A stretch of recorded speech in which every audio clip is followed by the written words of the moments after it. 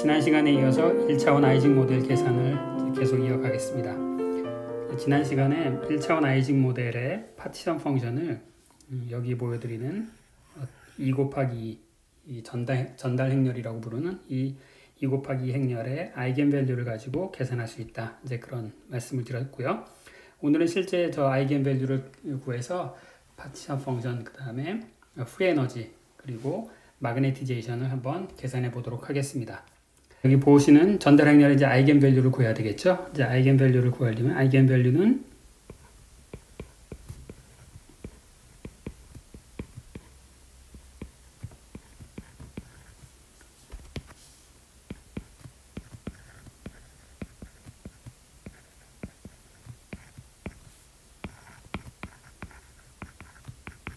자, 이런 2차 방정식의 해가 될 거고요. 따라서 이제 이거 뭐 전개를 해보면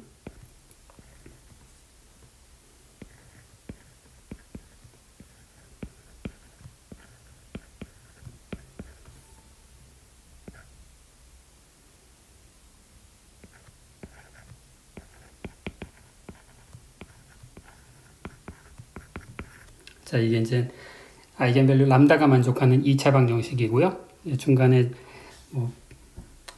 이 지수함수가 합쳐져서 하이퍼볼릭 펑션이 되고 이런 것들은 여러분들이 정리를 해 보십시오. 자, 2차 방정식을 얻었으니까 우리가 이제 두 개의 근을 구할 수가 있겠죠. 근은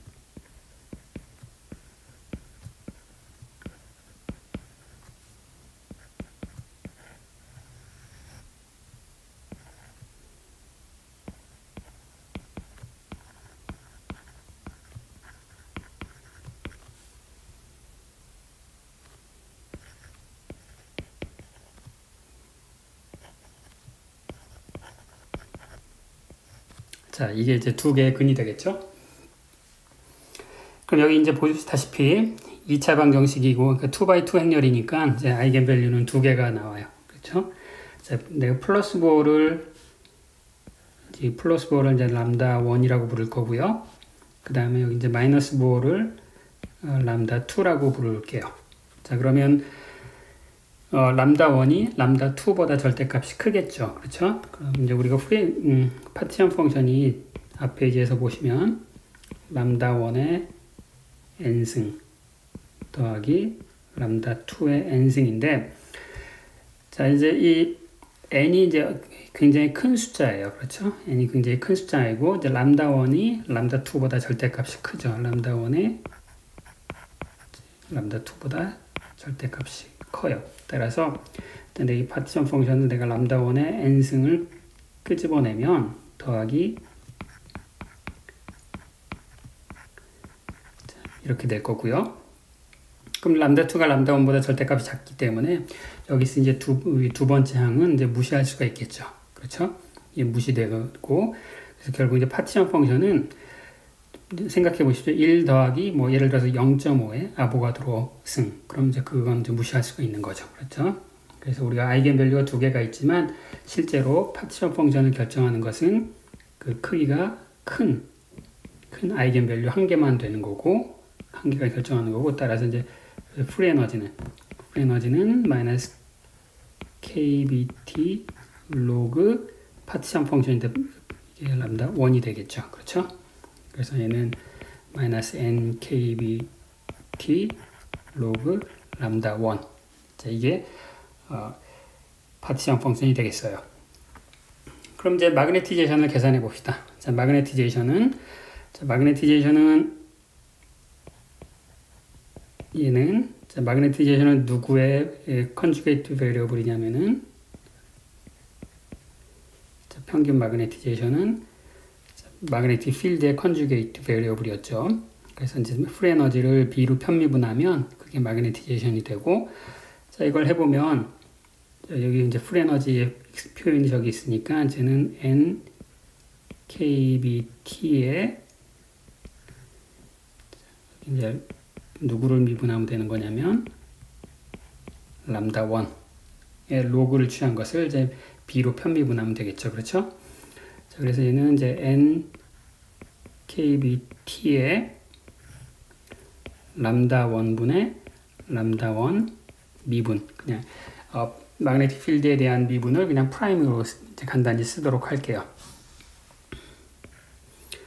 자, 그럼 이제 온도와 그 다음에 magnetic field의 함수로 magnetization을 계산하고 싶으면은 이제 람다 1을 직접 대입을 해서 그 람다 1, 사실 이제 람다 1에 의해서 모든 게 다 결정이 되는 거죠.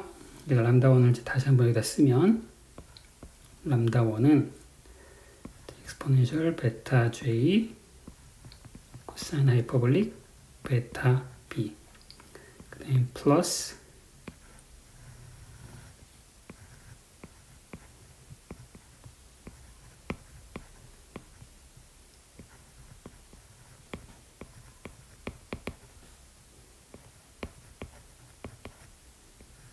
자, 이렇게 되겠죠.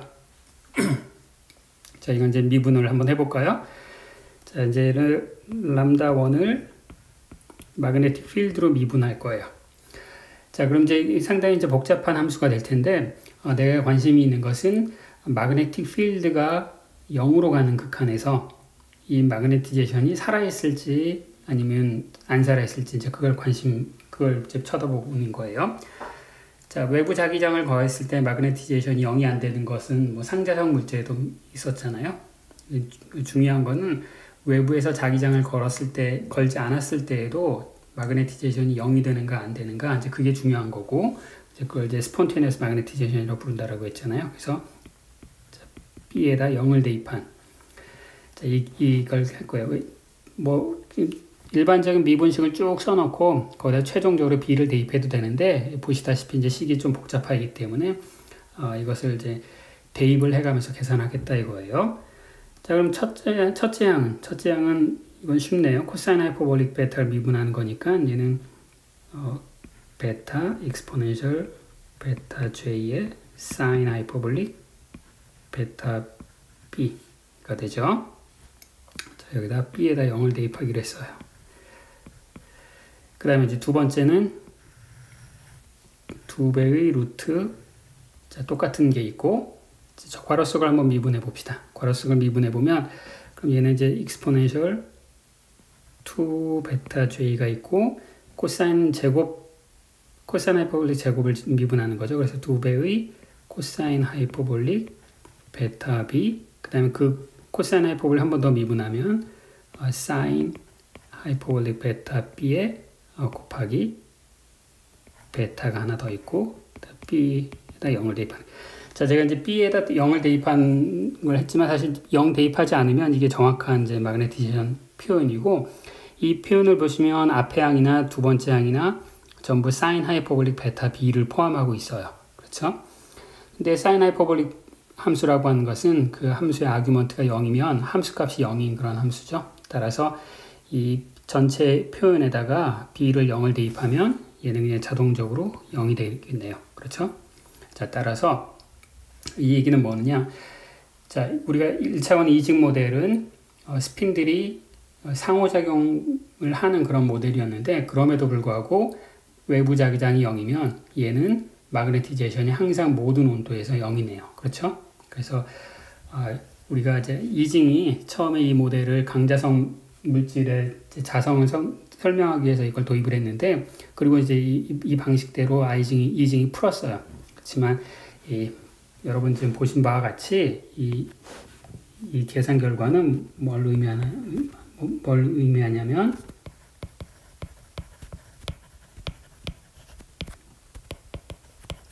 1차원에서는 페로마그네티즘이 존재하지 않는구나. 이제 그걸 이제 의미하고 있어요. 이 계산은. 자, 여러분 이제 이 계산 조금 복잡해 보이긴 하지만 여러분들이 노트 정리를 하면서 충분히 이제 따라오실 수 있는 그런 내용이고, 자, 그러면 제가 이제 여기에 이런 이 1차원 이직 모델의 계산 결과를 이용해서 제가 이제 이런 어떤 주장을 했어요. 1차원에서는 페로마그네티즘이 존재하지 않는다. 그럼 이제 이런 걸 물어볼 수 있겠죠. 지금 생각하고 있는 이 이론적인 모형은 너무나 단순한 모형인데, 내가 모형을 조금 변형을 하면, 예를 들어서 내가 바로 옆에 있는 애랑 상호작용을 한다고 했는데, 그렇지 않고 조금 더 멀리 있는 애들하고도 상호작용을 한다. 그러면 혹시 사정이 바뀔 수도 있지 않을까? 뭐 이런 것들을 생각해 볼 수가 있겠죠. 그렇죠? 그래서 이제 이 다음 페이지에 설명드릴 내용은 1차원에서는 절대로 스폰테니어스 마그네티제이션이 일어날 수 없다라는 것을 이제 논증을 하려고 해요. 자, 한번 잘 봅시다.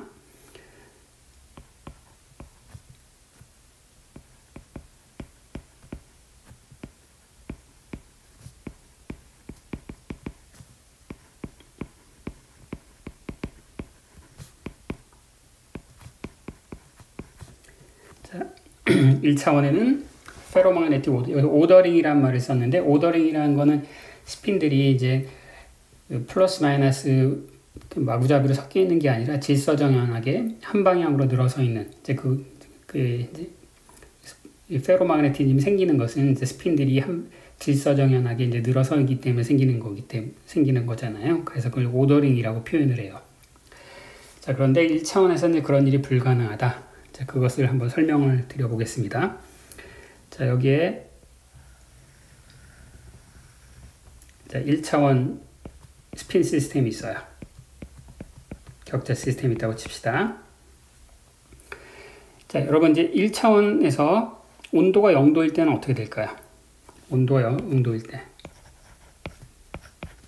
온도가 정확히 0도일 때는 모든 시스템의 평형 상태는 에너지가 가장 낮은 상태죠. 그렇죠? 그리고 이제 지금 마그네틱 필드는 0인 경우를 생각하는 거예요. 우리가 페로마그네티즘을 생각할 때는 외부 자기장이 없을 때 마그네티제이션이 생기느냐 아니냐 이제 그걸 의미하는 거니까.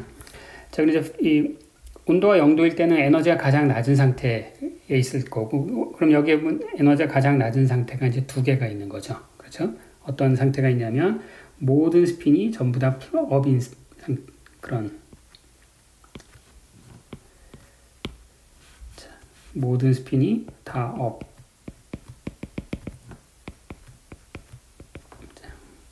이게 이제 그라운드 스테이트고, 이때는 이제 페로마그네틱 오더링이 있는 거죠. 그렇죠? 근데 그라운드 스테이트는 이것뿐만이 아니라 이 모든 스핀이 마이너스 상태를 띄고 있는, 이제 이것도 두 가지, 올 스핀 업 아니면 올 스핀 다운, 이 두 가지가 있는데 어느 경우나 마그네틱 오더링이 있는 거죠. 마그네티제이션이 0이 아니니까요. 자, 그러면 이제 온도가 이제 0에서 조금 벗어났다고 생각해 봅시다. 온도가 조금 올라갔어요. 온도가 이제 0에서부터 조금 벗어나면 어떤 일이 벌어지는지 한번 봅시다. 그러면 온도가 올라가면 이제 그라운드 스테이트가 아니라 이제 에너지가 증가하는 그런 상태도 이제 가능한 거죠. 그러면 이제 이 그라운드 스테이트에서 비해서 에너지가 가장 낮은 상태, 그라운드 스테이트보다 에너지는 높은 가장 첫 번째 스테이트가 뭐가 될까요? 가장 첫 번째 스테이트는 아마 이런 스테이트가 될 거예요. 여기에, 자, 이쪽 전체는 스핀이 업이고, 그 다음에 이쪽 전체는 스핀이 다운인, 이런 스테이트를 한번 생각해 보십시오. 자, 이 경우에는 여기 이런 그 묶음을 우리가 뭐라고 부르냐면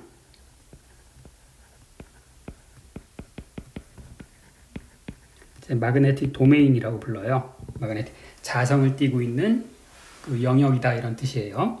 자, 여기 이제 마그네틱 도메인이 두 개가 있는 거죠. 스핀이 이 플러스 방향으로 정렬되어 있는 마그네틱 도메인과, 그 다음에 여기는 이제 스핀이 아래 방향을 향하고 있는 두 개의 마그네틱 도메인이 있고, 이 도메인과 도메인 사이를 우리가 뭐라고 부르냐면, 여기 도메인과 도메인을 나누는 이 영역을 도메인 월이라고 불러요. 도메인 월. 도메인과 도메인을 나누는 벽이다, 이런 뜻이에요. 자, 그럼 이제 이 마그네틱 도메인 속은 모든 스핀들이 그라운드 스테이트처럼 행동하고 있는 거죠. 반면에 도메인 월을 이제 사이에 두고 있는 두 개의 스핀은, 자, 여기 있는 스핀은 스핀 업이고 여기 있는 스핀은 스핀 다운 스테이트니까, 따라서 얘네들은 에너지가 높은 상태가 되겠죠. 서로 한 방향을 향하고 있어야 에너지가 마이너스 J가 되는데, 둘이 다른 방향을 향하고 있으니까 에너지가 플러스 J가 됐잖아요. 따라서 이제 이 도메인 월이 한 개가 있는 상태가 그라운드 스테이트 바로 위에 에너지가 낮은 상태가 되겠죠. First excited state가 되는 거죠. 그렇죠? 자, 그러면 이제 우리가 마그네틱 오더링이 생기기 위해서는 저러한 도메인 월이 생기는 게 유리하지 않으면 되는 거죠. 저런 걸 도메인 월을 하나 만들어 봤더니 풀 에너지가 더 낮아지더라. 그러면은 저런 도메인 월들이 계속 생겨날 거고, 만약에 저 도메인 월을 만드는 것이 풀 에너지를 높이는 일이 되더라. 그러면 저 도메인 월이 안 생길 거고, 따라서 마그네틱 오더링이 살아남을 거고, 그렇게 되겠죠. 그래서 제일 쉽게 처음 생각해 볼 수 있는 게 뭐냐면, 내가 저 도메인 월이 하나 생겨났을 때, 도메인 월이 하나 여기다 쓸까요?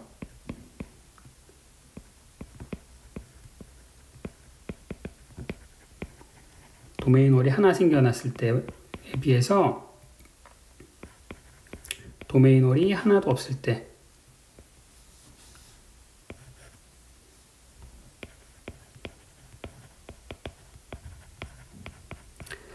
그때 프리 에너지가 얼마만큼 변하는지 한번 생각해 봅시다. 그럼 이제 프리 에너지는 에너지와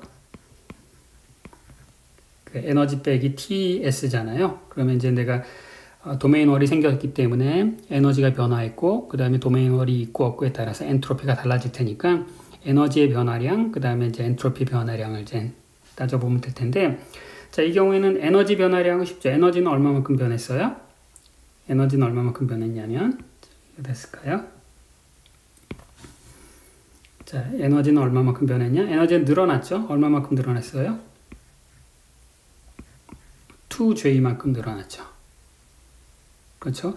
도메인 월이 없었을 때는 저 도메인 월을 사이에 두고 있는 두 스핀의 에너지가 마이너스 J인데 지금 플러스 J가 됐잖아요. 그 에너지가 2J만큼 높아졌어요.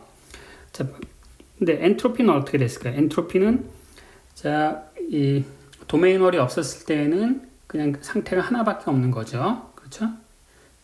올 스핀 업 그런 상태밖에 없었는데 거기에 추가해서 도메인 월이 생겨남에 따라서 얼마나 엔트로피가 증가했냐면, 자, 지금 도메인 월을 제가 지금 여기다 그렸는데, 도메인 월이 사실은 어디에 있어도 어때요? 도메인 월이 어디에 있더라도 그때 에너지는 다 똑같죠. 도메인 월이 한 개만 있으면 그때 에너지 항상 도메인 월에만 있는 거니까. 그렇죠? 따라서 이 엔트로피는 우리가 경우의 수를 세는 거니까 저런 도메인 월이 한 개가 있는 그런 상태의 개수를 세야 돼요. 그런 상태의 개수가 몇 개예요? 그런 상태의 개수가 바로 도메인 월은 어디에나 있을 수 있으니까 로그 n에 비례하겠죠. 그렇죠?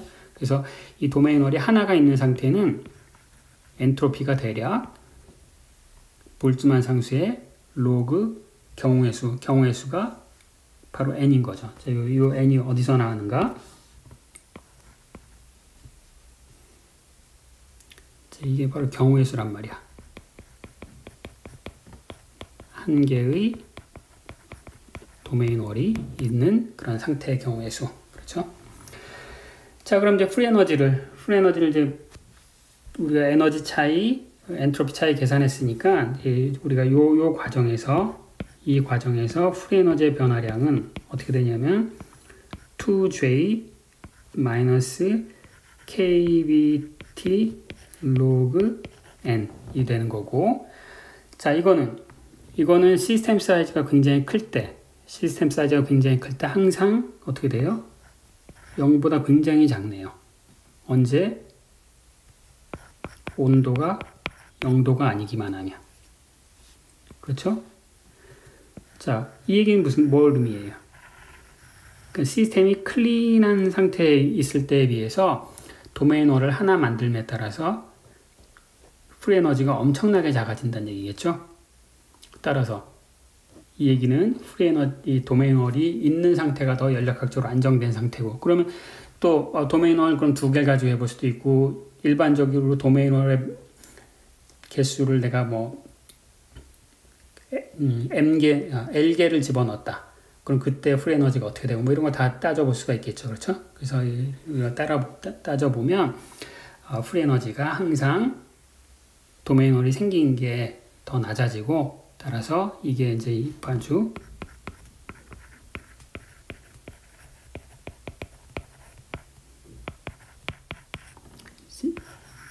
지금 말씀드린 이 아규먼트가 이 1차원 시스템에서는 절대 유한한 온도에서는 오더링이 존재할 수 없다. 이제 이것의 가장 일반적인 그런 아규먼트가 돼요. 지금 제가 이제 1차원 아이징 모델의 예를 들어서 설명을 드렸지만 이런 아규먼트를 곰곰이 잘 생각해 보시면 이게 1차원 아이징 모델뿐만이 아니라 굉장히 보편적으로 적용할 수 있다. 그걸 금방 짐작하실 수 있어요. 그래서 보편적이라고 하는 것은 1차원 그 다음에 상호작용의 거리가 유한할 때, 여기 보면 지금 1차원 아이징 모델은 상호작용의 그 거리가 1밖에 안 되는 거죠. 내 옆에 있는 애랑만 상호작용하고 있기 때문에. 근데 상호작용의 거리가 뭐 2, 3, 4, 그 상호작용의 거리가 커도 유한하기만 하면 항상 이 도메인월이 있는 상태가 연력학적으로도 안정된 상태고, 따라서 1차원에서는 이제 이게 질서정연한 그런 연력학적인 상태가 존재할 수 없다라는 것을 이제 보여주는 그런 이론이에요.